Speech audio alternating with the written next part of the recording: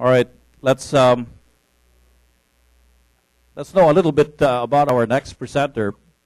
The topic that he'll be talking about is the China experience and how brands engage in mobile in the world's largest mobile market.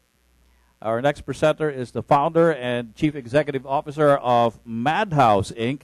It's the largest and most intelligent mobile ad network in China, with offices in Shanghai, in Beijing, Guangzhou, and in 3 cities in India. He's a founding member and board director of the Mobile Marketing Association Asia Pacific Region and a co-chair of the Global Mobile Advertising Committee.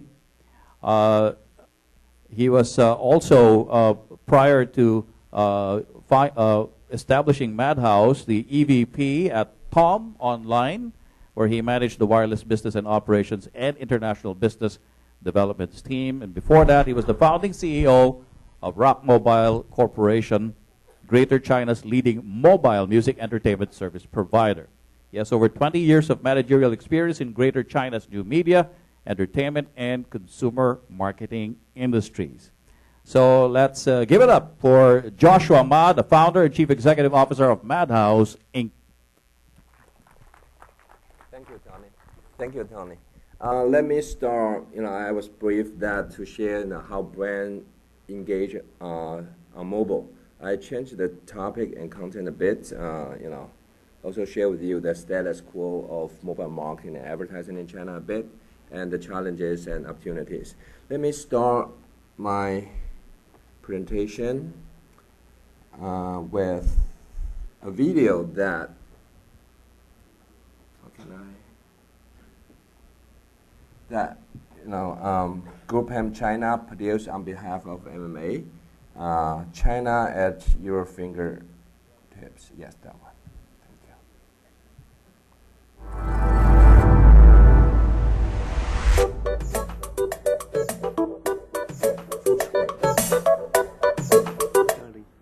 Sorry.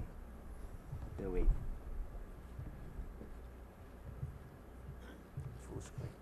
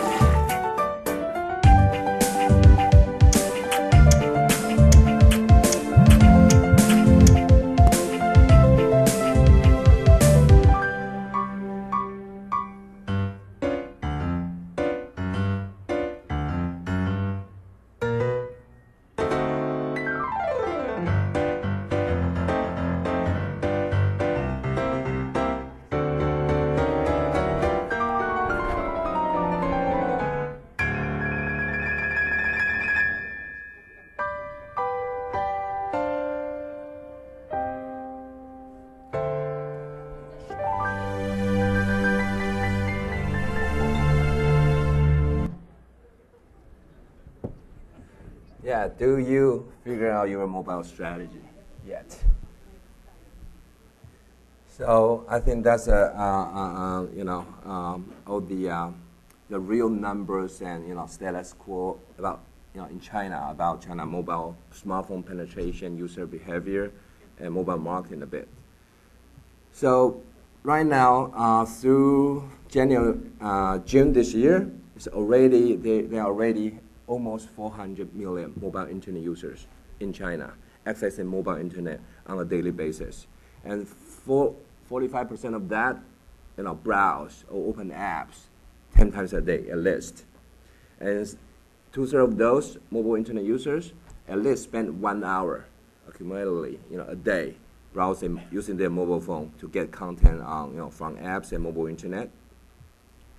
And majority of the new shipment, the phones sold or shipped to China, is smartphone. And I just learned that it's probably 1/3 in the Philippines, but it's close to 60%, and could be even higher because the lower price Android phone are widely available in China. And the advertiser, I think, has been trial. A lot of trial campaigns starting from years back, especially from last year and this. Most of them, start to, start to really focus on, I wouldn't say focus, allocate budget on mobile and develop their own brand apps. Because mobile is not only interactive media, new media, but it's a personalized. And plus, in China, with already massive reach. So it's a mass media with interaction and personalization. So easy for them, to access. They want to track everything. They want to track everything and want better ROI and reports. So media consumption definitely switched from all the traditional media to internet and now to mobile. Majority of the Chinese social networks, their users and their traffic, over 50%, every single one of those are from mobile in China as well. So reach increases. I think today probably already 400 million mobile internet users. Meaning they access mobile internet on a daily basis in China. So it's definitely massive, a massive media as well. And it's not only smartphone, not only phone, but pad as well. And definitely, especially the multinational brands in China, as I mentioned, has been doing this. And definitely very, already include mobile as a new media into their market mix in China. However, at MMA, we just released reports called, MXS, a survey interview with a lot of brand agencies and big brands. And including P&G, Unilever, etc. And based on the survey, and they share with us that they think based on the their target audience media consumption, behavior and patterns, 7% of their marketing budget should be spent on mobile, and which is very good, very very good news. However, in China, less than 1%. Personally, I think it's about 0.2 to 0.3% of the brand marketers' total media budget on mobile. So it's still very small in terms of percentage of the total budget that the bigger brands that have every year. The other way to see it is a huge room to grow. What's the problem there? I think Tony mentioned that China is the largest mobile market. Wow. In terms of the user base, yes, not as bad. It's definitely far behind Japan, the States, and probably some Western Europe countries. On publisher side, possibly many app developers, a lot of mobile sites. So it's probably the largest mobile publisher market in the world and consumer market. But S-band is not. And probably those are the reasons. China is the largest publisher, consumer mobile internet user market in the world, and most complicated. Okay, why? For those 400 million users, mobile internet users, and in terms of phone users, already a billion in China, okay? How many different brand of phone they are using? Over 1,000, okay? Nokia is one brand.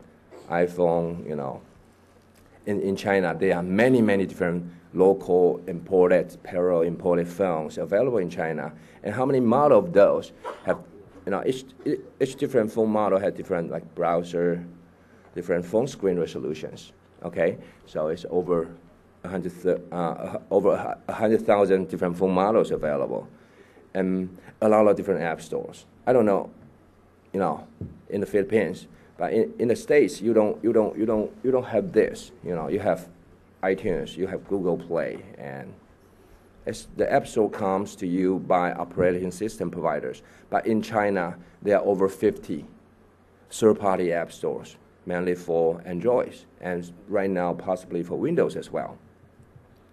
And many, and the mature third-party tracking measurement not yet available. However, at MMA we are pushing very strongly on this as well, and hopefully it's available from this year. And I wouldn't say the infrastructure or the bandwidth in China is really bad. However, among the three carriers, mobile carriers, I think they do it intentionally. The bandwidth between different network providers are very, very narrow. So one Unicom users click the ad to download or browse your campaign site. If you host at the other carrier's IDC, that experience will be very bad. That's another reason. And a lot of ad networks, over 50 as well, mobile ad networks, very competitive. And ad guidelines as well, and from ad formats to measurement, third-party measurement, tracking, etc. So that's why, working with MMA, we are pushing forward to this as well. So in China, I think people in this room understand, demand side optimization and network SSP. I think in China, DSP is particularly very important. We need to see the optimization for mobile advertising and marketing as pre-click and post-click. Pre-click is more, the way that people have been doing in the States, doing optimization and serving. But in China, I think still a lot of advertisers buy media and serving the ads through third party by a space by day. It's not really real-time bidding on CPM yet. So you have to optimize that when they do it, optimize that by method for the brand advertiser as well. CPC, CPM, CPD, especially CPD. They buy by a space because they've been doing that for internet for over 10 years and still doing that now, majority on the portals, and that's very important. So either you optimize through creative, you optimize through frequency cap and retargeting or targeting. I think that's very important. And post-click, what's post-click optimization? I think that's the situation. In China, Google Play, the app store for Android, doesn't work. So no one really, for brand developer, for brand marketer, when they develop their Android apps or app developer, Android app developer, they don't actually submit their app to Google Play. They either submit that through the local Android third-party app store, or actually when they promote it, they just host the download server themselves. And you can actually click the ad and download the Android app from the server directly. And that's the issue, especially for brand advertisers. As I mentioned a bit earlier, 3 different carriers, and every user in China have 4 different ways to access mobile internet: 2.5G, 2.75G, 3G, and Wi-Fi. Depends where you are and the strength of the different connection. And if you can get a free Wi-Fi or not as Starbucks. China, I would say, is a free Wi-Fi country. You can find free Wi-Fi hotspot convenient in the bigger cities, especially at home and office. Definitely you have that. So, however, when a brand advertiser promoting their brand apps, for example, on different ad networks, and reaching different users using different SIM cards from those three carriers and from different provinces, and that's the issue. So Unicom's user, even on 3G, click the ad and go to China Mobile's IDC download server to download your Android app. Even if it's 4 megabytes, sometimes it takes 3 hours. So that, even the pre-click, the demand-side optimization, you have to do it perfectly. However, after the click, the conversion drops seriously. Not because your planning is bad or your serving targeting is bad or optimization, it's because of the infrastructure. Okay, so in China we had to do this. Even our optimized service to do app and site download, content download, CDN services, and this is very important for all the brand advertisers in China. They don't have this, and their agency, traditional agency, they don't have their services. They are so used to host their campaign site for internet in one IDC, and it works okay, but on mobile, it's totally different. So this is one thing that we need to, could be very different. I think doing mobile campaigns, app campaigns in China or Japan, you don't need to consider this at all, right? But in China and possibly India, you have to. Otherwise, even you are paying CPC, but after the click, the conversion rate drops a lot because those reasons. And as mentioned a bit earlier, there are over 1,000 different phone brands, over 10,000 different phone models could browse your client, brand advertiser, KFC, Coca-Cola, Adidas campaign site. And they all have different browser version or screen resolutions. WAP phones is not really available. It's very, very small portion of the 400 million users are using their phones. However, still a very big variety of different phones and screen resolution that, a big brand or luxury brand, when they have their campaign site, they need to auto-adapt the site to different phone screens and browsers, and that's very important as well. Otherwise, they, besides the third-party measurement and tracking, I think the brand presentation engagement to the mobile users is quite important as well. So we also provide, and it's available in China as well, auto adaptations to over 1,000 phone, over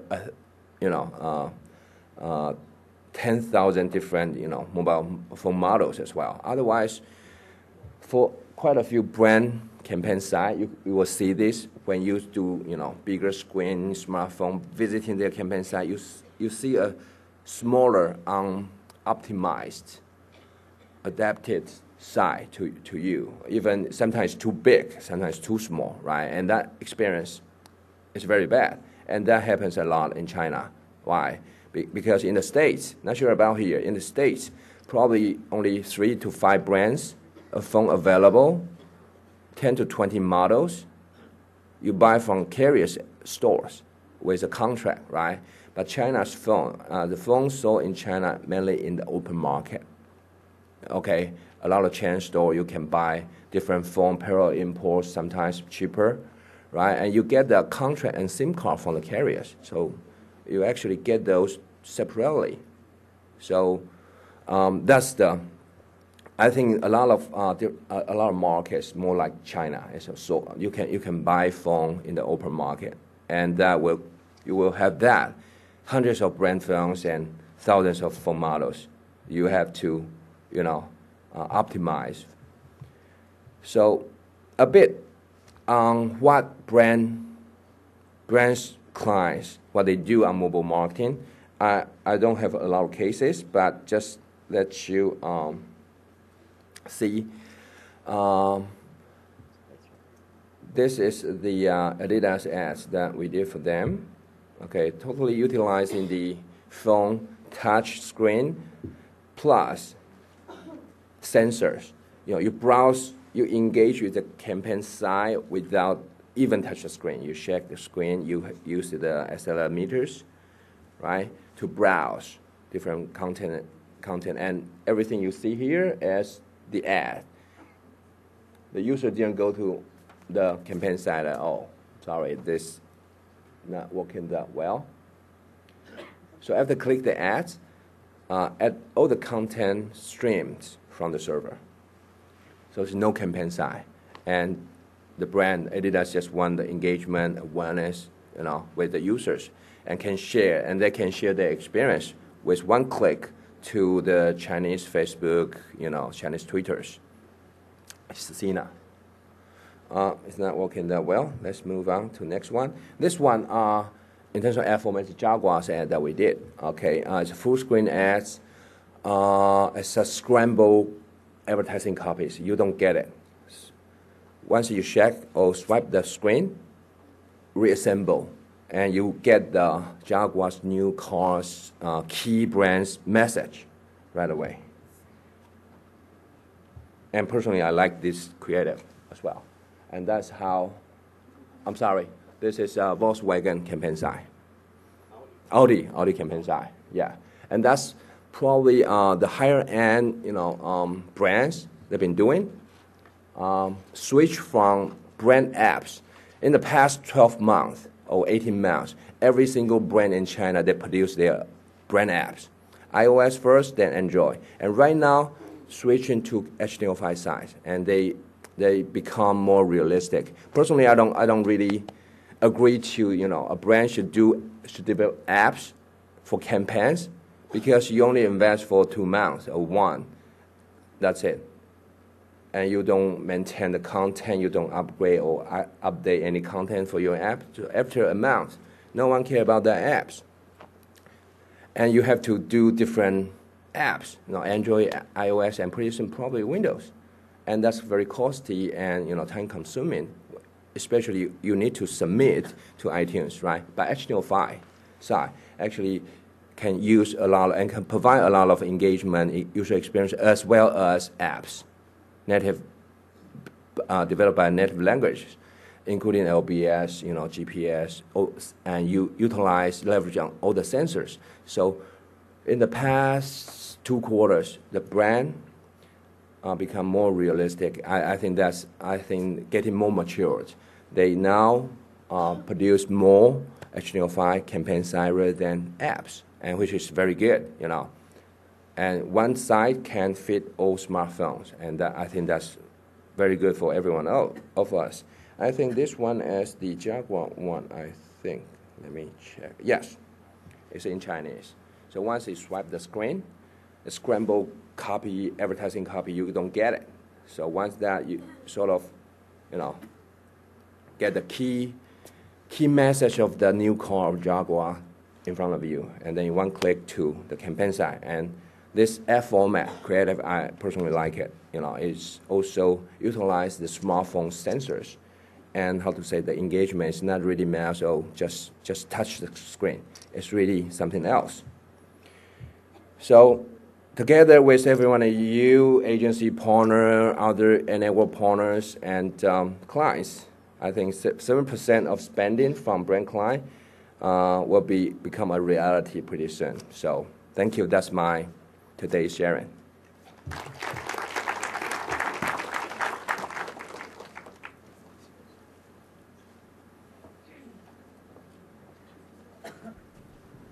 All right. Let me just get my... Yeah, that one. Should we Q&A? Yes. Okay. Mm-hmm. All right, Joshua. Yes. You can take that mic.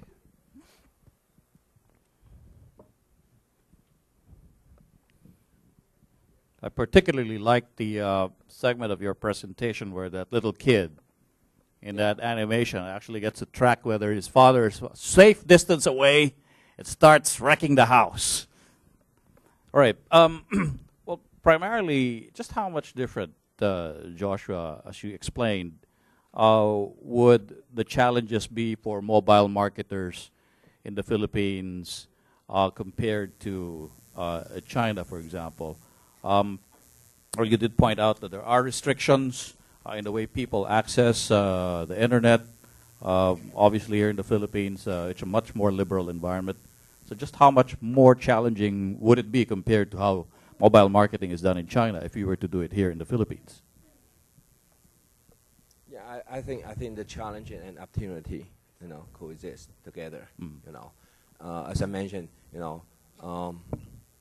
don't scare by the numbers. 1,000 different phone brands and over 10,000 different phone models. Yeah. But think about this way. That's a very good opportunity for marketers to segment their users.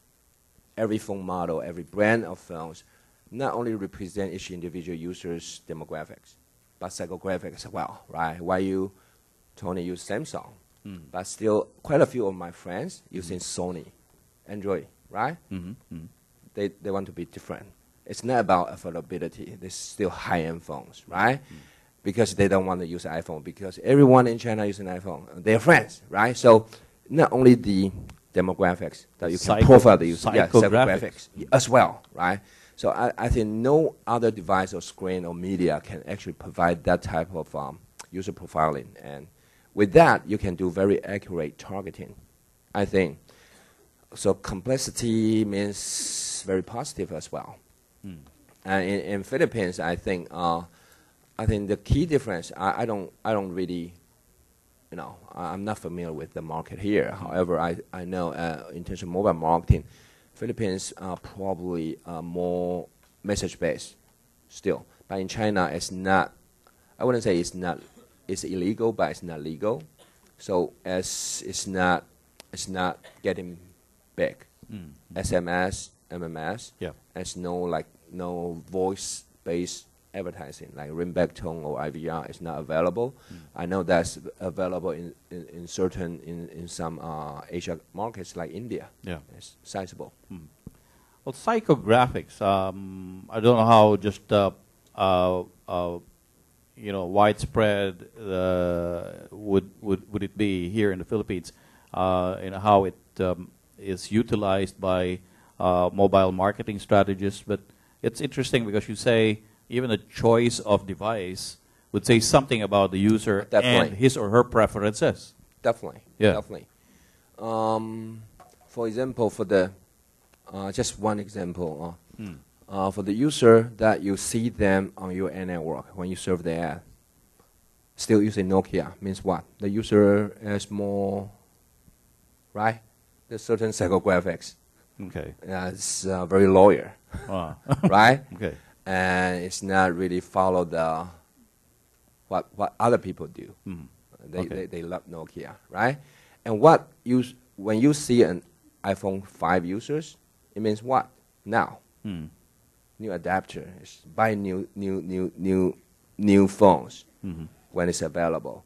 And for us, those users' conversion when you promote apps is very high because they just change a new phone. They need to download a lot of stuff and a lot of consumer insight around the device as well. That's just two examples. Yeah. Okay. Any questions? Any questions from our audience?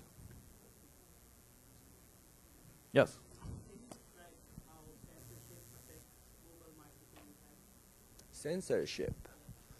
Censorship is quite critical and sensitive in China.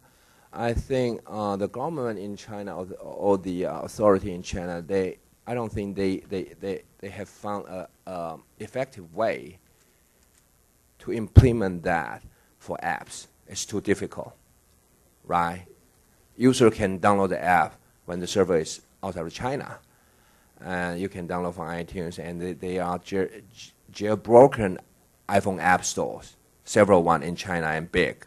So it's a challenge for the government. So, but I've been hearing that they would do something about it pretty soon. But it's more on site or internet and traditional media rather than app. App is too difficult to really.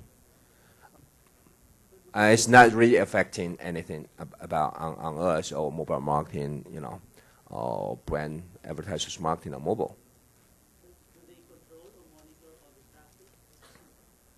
I don't know, but I guess so, but I don't know the keywords and especially we just had the 18th Congress conference in China. During that period of time, you feel something weird, but it's okay. It's not really affecting our business or how brand do mobile marketing in China.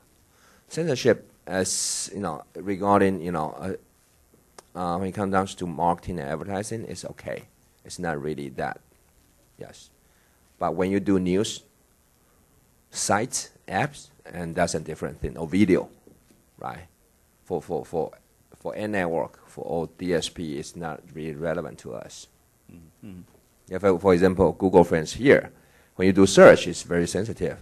But Google can still do very well on their Google AdWords and Mob.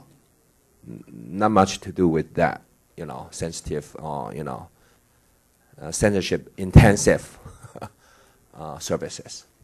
And social network is very sensitive as well. Mm-hmm. Any other questions? Yes?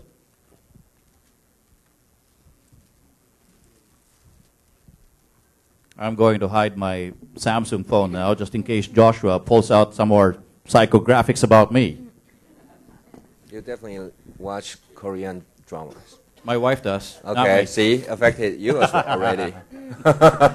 I particularly like the one about the princess. Oh, never mind.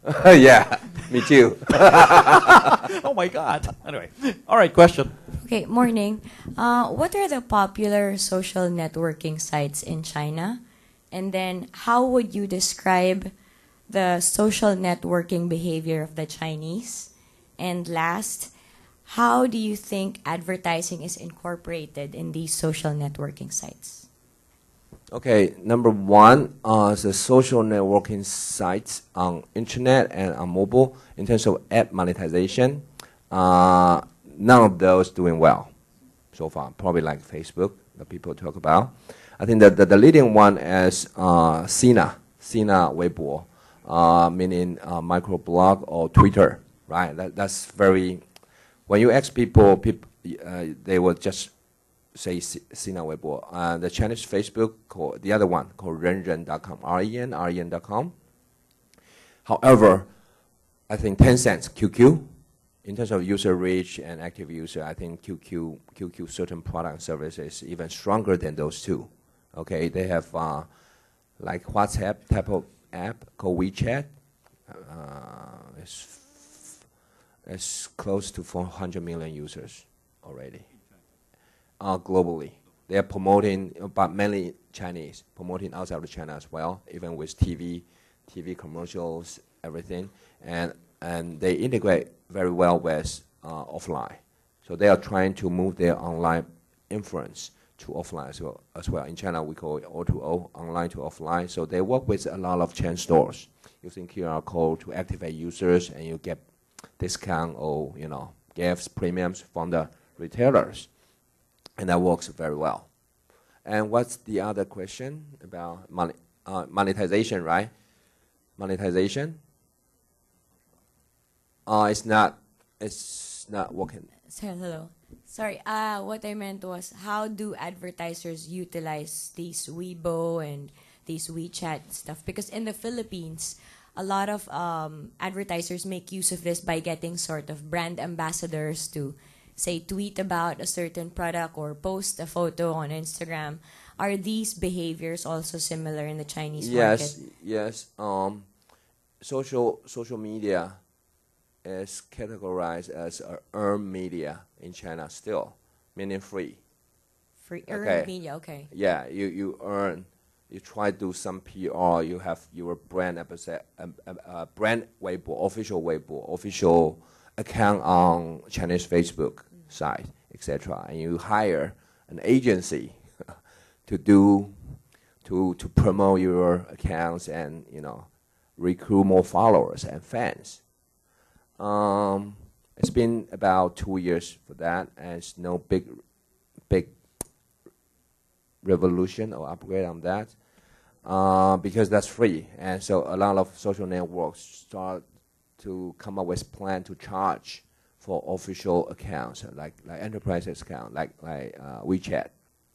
Thinking about it, And any one of those are not really thinking about the traditional ad monetization model. They want to come up with new one, but so far not very successful. For example, Sina and Weibo are still probably that's the best one of the in terms of monetization is Sina. It's through traditional display ads and make good money buying ad space by day.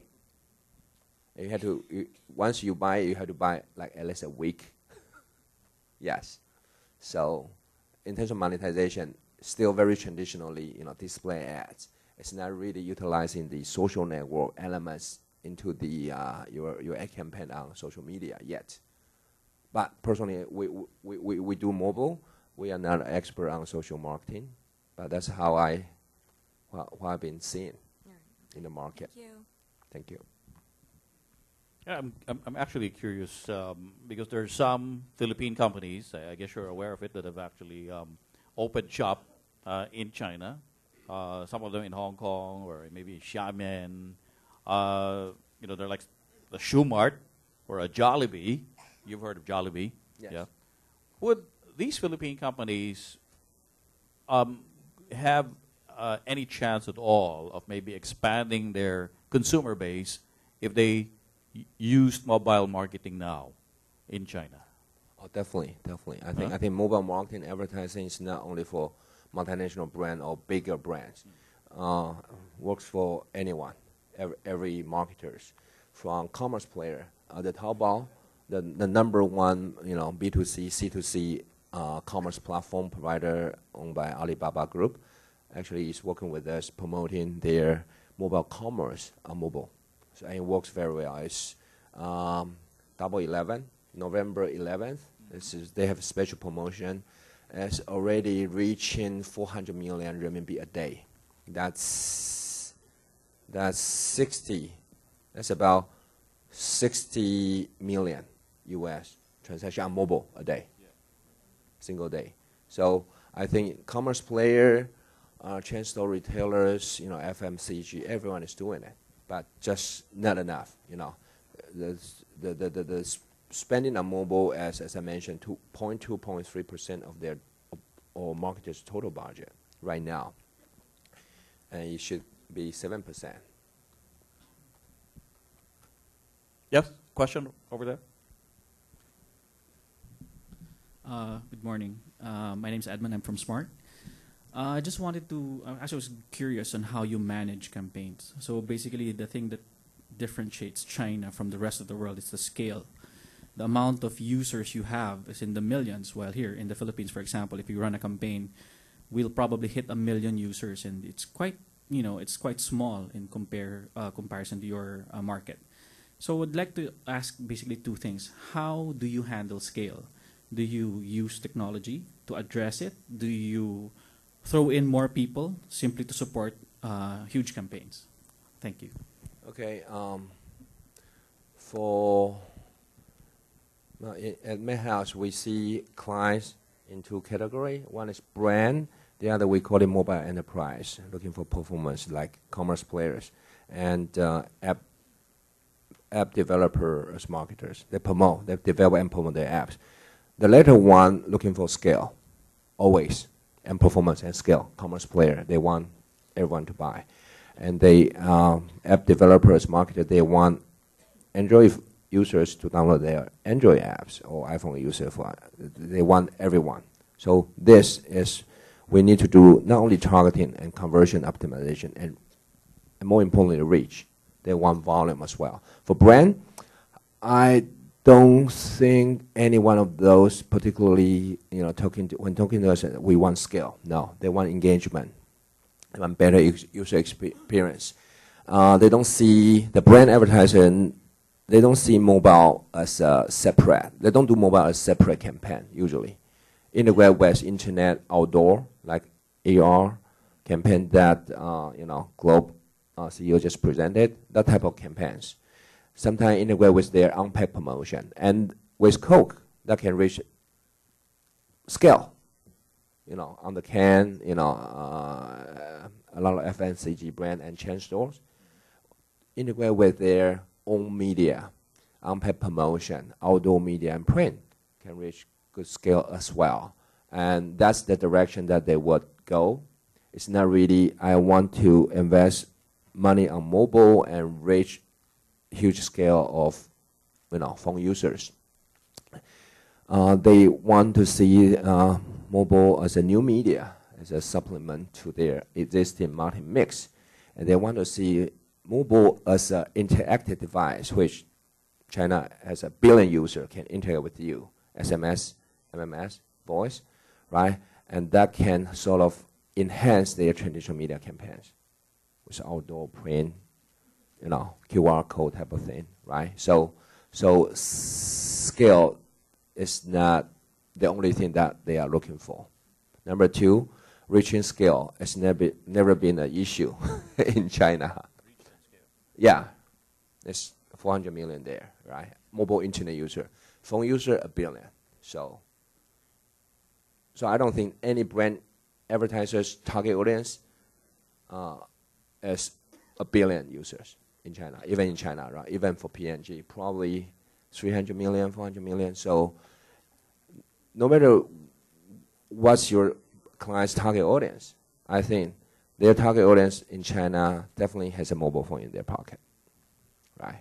When they enjoy or buying your product, you don't know, definitely they are not watching TV. You don't know they are exposed to what screen or media, but definitely they got their phone on the other hand when they enjoy KFC or when they enjoy your Coke. All right, folks. Any other questions out there? All right. Well, we'd like to thank Joshua Ma for giving us that informative and very insightful presentation on marketing in China. Thank you very much.